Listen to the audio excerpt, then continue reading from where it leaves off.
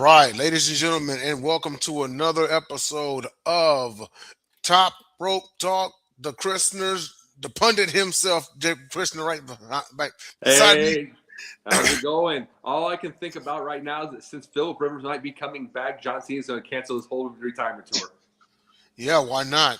Or maybe there should be a maybe the Super Bowl should be played for the right to acquire Phil Rivers for his final season officially. And Why right behind not? me is Sean Russey, and how you feeling today, man? No, everything's going good, man.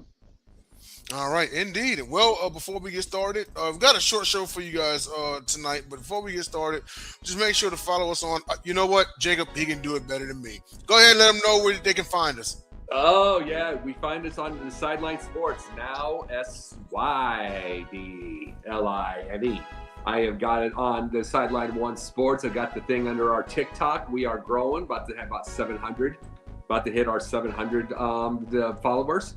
Keep building as we go. And we're going to be hitting that whatsoever. We are also on Instagram. We're also on Facebook. We would be on MySpace if it existed. And we are everywhere. And we have a YouTube channel also. We'll keep on building. All right, awesome sauce. And so let's go ahead and get everything started. So last Thursday, it has been determined that Gunther will be facing John Cena on December the 13th in Washington, D.C. for Cena's final match. Simple question. Was this the right call? And if it wasn't, who in the tournament would have been a better pick? I'm going to start off with Jake because you're the resident Gunther fan. Yeah, What do you think? It's absolutely right. It's absolutely right because to me, this is a perfect setup to me for a Brock Lesnar Undertaker type team. Mm-hmm. You know, you've got a younger guy, not young. I mean, Brock Lesnar wasn't exactly the youngest in the world when he did his thing, but you've got a young wrestler, and how old is Gunther, by the way? Gunther, I think he's in his early 30s now, mid 30s. Okay. But it's like you get somebody, you can just put him completely over the top, and you can just, retire him hard. And it's like, I love the idea. I loved it when Lesnar absolutely destroyed Cena one more time. It's like, it's kind of bringing an idea, and Gorilla Monsoon did the same thing when he was retiring. He made the psychology of, I'm still strong, but I've got my moments. But these guys are younger; they're stronger. He even said it during his podcast. They said, "You want to come back?" Oh, no. It's like these guys are younger and stronger; and they'll kill me. Yeah, and that's how Cena needs to act. It's like I've got a few in me. And if someone breaks into my house, I'll take you down. But I've got one in me, kind of like Hacksaw. You know, like with that one guy that broke into his house at one time. I've got one. And he took the guy down and put a gun to his head. And it's like, I've got one in me. I'm just not going to get that. That's why I'm glad that Lesnar did that. And then it's what Gunther needs to do. It's like, right. I had my time. I was dominant. At times, age gets to us all. Yep. And Sean, your thoughts on this? Was this the right call? And if not, who would have been a better opponent? No, I agree with the way they're going, especially if he beats him like Lesnar beats him, and you don't need a title for that match to mean something, now that you've both beat Cena in a similar fashion. And like Jacob said, he's had a few moments here and there, and I think even Cena during the promo after AJ Styles said, I think that was probably the last best one I'm ever going to give you guys, and he's pretty much been right since then. Yeah. Well, the AJ one made sense. AJ's much smaller. Yeah, he's still athletic. He's older, but he's still much smaller. That would be perfect. But you get big, powerful guys that are. What if Cena faces Braun Breaker? He's gonna get murdered. Right. I mean, there's a point to this. I think age shows levels. Yeah, absolutely. Me personally, I think it was the right call. I kind of wanted to see LA Knight win it because he needed a huge win, past winning the U.S. Championship, but I wasn't mad. I mean, it was speculated it was going to be Gunther, and Gunther it was. The only thing is because we can probably assume Gunther's going to win. It's what's going to be in it for him afterwards. Maybe this will springboard him to being People have the predictions about the world title matches come WrestleMania, But a great monkey wrench to throw in is, and I've had him pinned for the last two Rumbles, or last Rumble, that Gunther was a future winner of the Royal Rumble, and he may be the favorite to win now come January. Well, one thing too is not. Here's the thing, though. LA Knight would have to have a really good match for himself. With he's not a guy that dominates people. You know what I'm saying? He's not that type. He has to have a good match. LA Knight reminds me of Macho Man a little bit in the fact that he wants to have that best match. Right. And like Macho during WCW days when he was near retirement and stuff, they told him to whip, and this is the NWO time, they told him to whip Bobby Eaton. And he remembered Bobby Eaton for their days in Tennessee. He's like, I ain't doing that. They put 10 minutes in. They wanted him to do it in one. Mm-hmm. So, see, and it's like if you told, something tells me if you told LA Knight he wins in a minute and goes dominates Cena, I think he'd say no. Yeah. So I think he'd say no. He wants to have that good match to show that he's that thing. He's that guy. He's that guy that would want that. I think Gunther would take it though. Yeah. No. Absolutely. Absolutely. What do you think, Sean? Yeah, no, I think I actually think it was a good match. They did at least tease the fact that he could potentially beat Gunther there. He hit his move in crucial spots, and at least teased it. And then the submission I thought was good. And then the Brock type elbows at the end to just kind of be like, okay, enough is enough. This is over. So I think overall, I think LA Knight would have a good match, but I don't think he'd agree with a squash. No chance. Yeah. Yeah, no, agreed with that one. Well, now we are going to, and we know what, so for a while it's been known as, the Top Rope Throwback, but seeing as he's kind of been the one that's been feeding us these last amount of weeks, John, this segment is now yours. It's now known as Sean's Enter the Vault. Now, I did add one myself, and we'll run through it real quickly, but, this is our throwback segment of the show. And again, it's named after Sean because he's been the one that's been, kind of giving us all the great memories and everything for these last amount of weeks since he's joined the cast. Shout out to you, Sean, on that one. Appreciate it. I'm going to take it back here. And this, I don't know why this is one of my favorite times in WCW in 99. So if you recall, in October of 1999, Goldberg defeated Sid Vicious at Halloween Havoc due to a stoppage to win the United States Championship. On the same night, this is when Hulk Hogan laid down for Sting, and then Sting said he wanted to fight. The same night, new U.S. champion Goldberg comes out there and beats him, seemingly to become the World Heavyweight Champion. But then the next night, the title was revoked because Sting came out there and said, yeah, I came out there for a fight, but I never said the title belt was on the line, so I need my belt back. James A. Dillon then came out there and said, you know something? You're right. Goldberg is not the WCW World Champion, but neither are you. You put your hands on a referee, so we're stripping you of the championship, and that's what set up the WCW Mayhem Tournament. Sean, your thoughts on that one? Yeah, it was kind of what WCW kind of broke down to after the years. It was kind of weird seeing Sting in that character where he was kind of heelish and Hogan was on his way out as kind of a bad good guy dressing up in jeans and stuff. And we had the whole lay down with Jeff Jarrett, I think 6 months prior, with Vince Russo throwing the belt to Hogan. So, I mean, we had so much disasters in that little time period for them. And then the tournament, I honestly, I can't even remember who won the tournament, but stripping the belt. We're going to talk about him later. stripping the belt in WCW seemed to be something they did quite often after a pay-per-view or reversing a decision, and it just kind of got stale. Yeah, I hear that. Jacob, your thoughts on this ordeal? I mean, this whole thing just sounds like a 1 year and out TV show on Netflix. The whole way you just said, this. I mean, everything about that is Russo. Everything just smelled Russo on that one. Ugh. But really, though, I mean, by itself, it's one of those things where the best part of that, but I would always say, was Hogan saying, "This is why the company's in the hell it's in, or the shit it's in." It's kind of one of those things. But then again, you get that. But then again, you brought up Bret Hart, and then you have back in the Bash of the Beach, and you have Booker T winning it.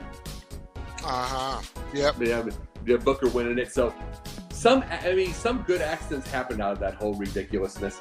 But the thing is, Sting. I'm gonna say this: Sting isn't a heel. Don't care how many people want to keep trying these things. It's like when Ricky Steamboat asked over and over in different companies, "I want to be a heel." He's not a heel. Mm-hmm. He's not. No, they're not heels. It's like the big thing about this is you're an athletic, very, very good guy, baby face that fights from underneath and it's, then wins most of your matches and then you lose by that's what you do and you do it well. And it's like Sting was the same way. I don't know why everybody wants to try to be heel when you're just not. Cena was terrible at it. And the funny thing is he started out his career as a heel, but he was just terrible at this. He just smirked the whole time. You could argue he did it way better back then than he did in 2025. Yeah, and it's like I think it's just because he was closer to being a snarl out like high schooler. Yeah, pretty much. And so he kind of acted like that. I mean, the prototype, whatever. That's like, but that's the big thing. It's like I don't know why. It's just kind of like the coaches, the coordinators that want to be a head coach. Why do you want to be heel? Oh yeah, heel is so much fun. If here's the thing, it's like giving Randy Orton a white meat baby face. Why? You know what I mean? Yeah. Why? It's like do what you're great at, and then just have him stretch it out, and then come to that. If you're gonna make Randy Orton a face, make him what he is now, and if you're gonna make someone a heel, make him kind of that thing. But I never understood, and Sting just being a heel in that situation. Yeah, it put a lot of funny taste in people's mouths. I do agree with you on that because some people are just not, naturally. You figure the average wrestler can kind of play both sides, but at this point, Sting had been a face for so long. It's like, how do you turn him heel? Same with Cena. He had been a face for so long. It's like, how exactly do you turn him heel? But let's move on to our next one. Sean, take us through the 14th World Wrestling Federation Saturday Night Main Event. Yeah, so just a quick note on it, since we're on the date and we're coming up on Cena's last match at a Saturday Night Main Event, the 14th ever Saturday Night Main Event saw Hogan defeat King Kong Bundy. And I know Hogan was always very complimentary of Bundy, but I don't think anyone really expected a dethrone there. But I think he was a great counterpart for what Hogan was at the time. Kind of like Earthquake, but Bundy was obviously a much bigger personality. Right. Absolutely. And then, Jacob, your thoughts about this? Earthquake was also a lot better worker than Bundy. Not even close. But, no. Hogan, here's the thing. The only threat, other than Andre and Orndorff, the only threat, those are the only two threats over the years. And remember, it was Andre that took it down for that one in the first place. So Bundy was never going to do anything like that. But speaking of, we're going to bring up this Hulk Hogan real quick. Talk about somebody that could have gone heel in any time he would want to, because that's how he worked. That's how he worked. I mean, why do you want to put a Ricky Steamboat or John Cena who never did anything dirty unless the match called for it? Called for it, right? Unless the match called for it, and it's like the referees can't do anything to you. They never did anything dirty when Hogan did nothing. No, Hogan did dirty, and practically he was 1 step foot from the ref off when he did it. We've talked about this on many occasions. As far as in ring and out of the ring, there was no difference between Hollywood Hulk Hogan and the Immortal Hulk Hogan. No. Hulk Hogan, as the Immortal one, he choked, he raked eyes, he hit people with chairs on the outside. Did the same thing as Hollywood Hogan. There's nothing. And that's the thing. The difference was, the reason he got those big giant cheers, the biggest difference was just the fact that the world had seen these bullies do this to others. Right. That's how the WWF style was. And Hogan was just getting them back for him. Yeah, absolutely. But let's not be anything like that. He said it on his interviews, I believe. He said, I wanted to be a heel. It's like, you already were. Mm-hmm. You already were a heel. Everybody booing and then WCW doing that stuff like that. It's like, I mean, booing Cena was a stupid thing because he was face, but Hogan was a heel for years. Yeah, no, definitely can see that one. All right, Sean, take us through December of 1997 when Austin surrendered the WWF Intercontinental Championship. Yeah, so this was interesting because usually you take that loss and you move on, and everybody kind of knows you're moving on. It's almost like the NXT champion kind of losing and then getting promoted. It's like that loss is almost kind of like it's rite of passage almost. But so Austin, a little differently, he actually surrenders the title versus taking a loss and enters the world title picture. But versus just handing it to The Rock, he ends up stunning The Rock, leaves the arena, throws the title in a river, which I believe is now the birth of the new IC title belt, which they debut shortly after. But that was their way to move him in. Was he had beat The Rock the night before, kept the belt. We're done with this rivalry. We're on to bigger and better things as Stone Cold. But they didn't want a loss on him at all. Not even a where you got people interfering. So that's how they decided to handle it. And it kept both characters over, and it kept that rivalry going for later on. Yeah, absolutely. I mean, two things of note here. One, this was a good way to still make Austin look strong. He gave up the Intercontinental Championship without him taking a loss, like you mentioned. But also, number two, ironically, this led to a 9-month reign for the Intercontinental Championship for The Rock. He would lose the title in a ladder match to Hunter Hearst Helmsley at SummerSlam 98. Which, by the way, is on my top 5 SummerSlams of all time. I think it's 3 on my list. Moving on to Jacob, and your thoughts about this right here and how it affected Stone Cold going forward.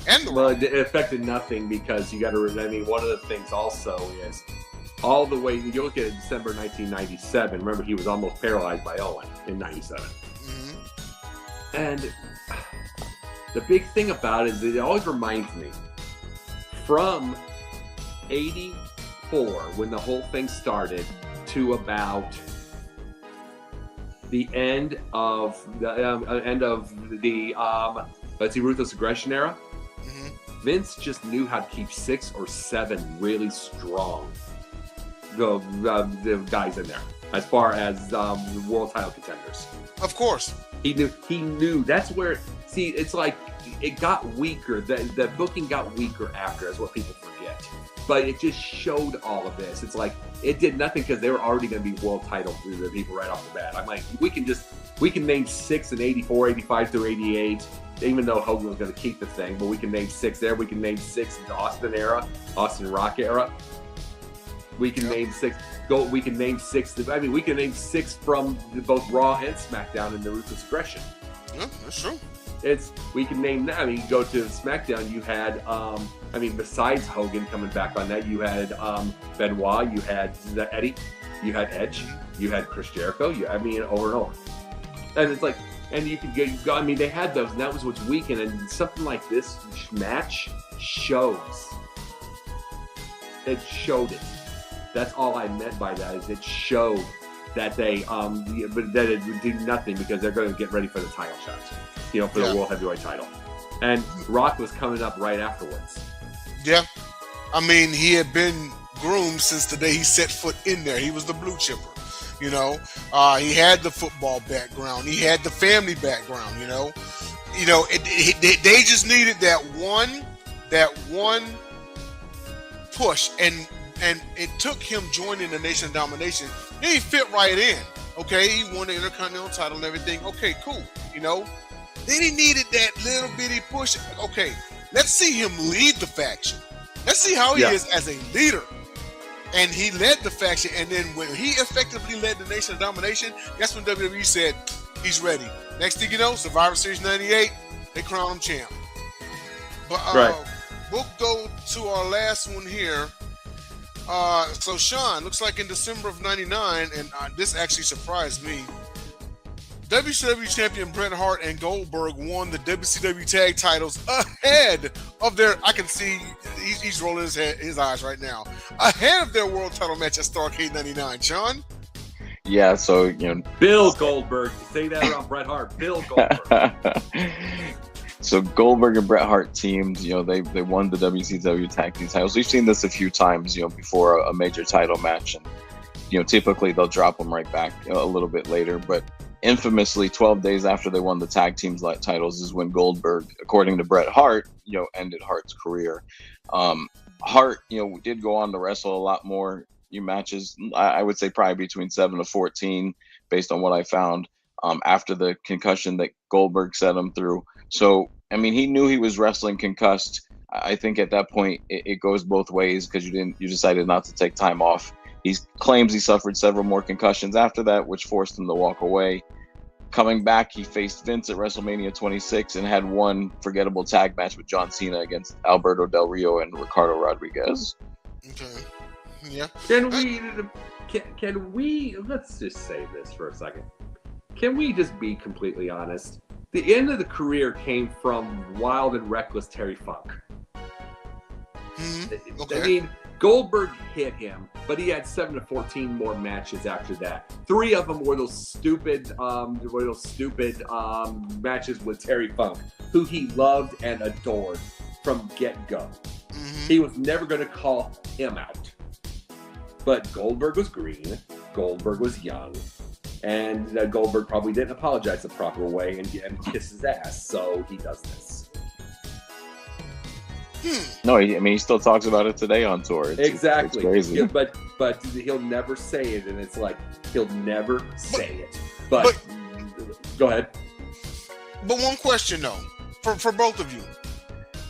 At that time period, I think Hart was 43, 44 years old. So even if that never happened, how much longer would he really would have had? 2 to 3 more years. Exactly. I said 2 to 3 more years. That's it. But the thing is, this is the whole point. I will say this forever.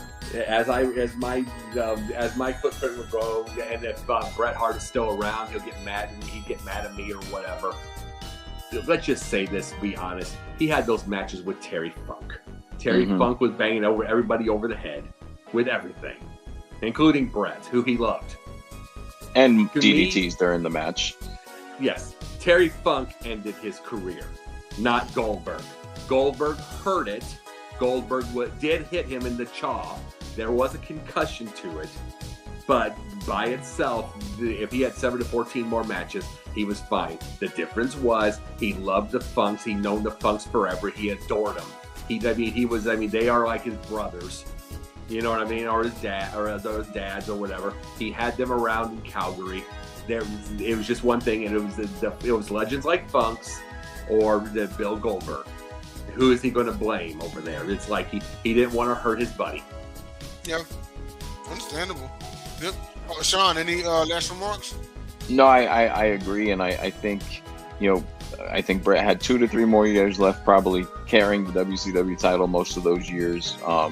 Because of the state the company was in. But I still go back to if you feel like you were concussed, then sit out for a little bit and do a return angle later versus Goldberg. Yeah, I mean the company had 2 more years left, and after it folded, well, he really wasn't going back to WWE at that time period because of the animosity behind Montreal. So yeah, that would have been. He'd been at TNA. He'd probably been in TNA. He probably could have went to TNA, but I'd say more of a backstage role. I mean, again, he would have been 48 years old, something like that. Yeah. You'd have him versus AJ Styles. I mean, AJ faced Dusty. Yeah. I mean, and that match was way darn better than it had any right to be. Yeah. So I mean, AJ would have given a tremendous match with Bret. Yeah. Yeah, absolutely. Well, Raw's Wars coming on right now. We're going to go ahead and end the show. Thanks, everybody, for stopping in for Top Rope Talk. It is 8:01 p.m. Eastern Standard Time. So for myself, Jacob Christner, and Sean Rossi, I am the sniper himself, Denzel Snipes, and we will see you all next week for Top Rope Talk.